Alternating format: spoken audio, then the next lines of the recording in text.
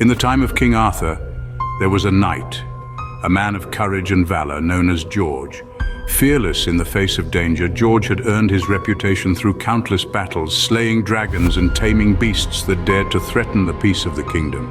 His bravery was not just the stuff of legends, it was his reality etched in the scars he bore and the respect he commanded among his peers. Yet within this brave heart, a fire of ambition burned.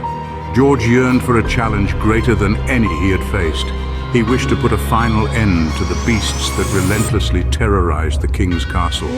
He knew these creatures were not born of nature, but were the vile creations of a sinister power. But George knew the source of these beasts, the evil sorcerer of the East, and he knew that to end this reign of terror, he would have to face the sorcerer himself. George, armed with his valor and courage, set his sights on the evil sorcerer. This was not a quest for the faint-hearted, but George was no ordinary knight. His heart pumped the blood of a hero not afraid to face the terrors that lay ahead. The path to the sorcerer was fraught with peril, a labyrinth of uncertainty and danger. Yet George was undeterred, his determination unwavering. He knew the sorcerer's lair was not a place for mere swords and shields.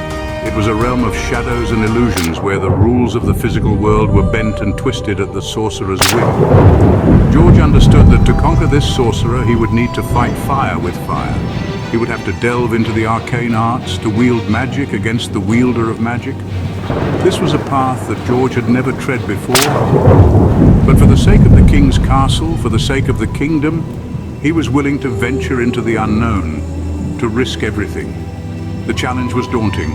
The stakes were high. The sorcerer was a formidable foe, his powers vast and terrifying. But George knew that he could not falter, could not fail. He had to succeed, or if he did not, the beasts would continue their onslaught on the king's castle. With a heavy heart but an unfaltering spirit, George embarked on his quest, a quest that could cost him everything.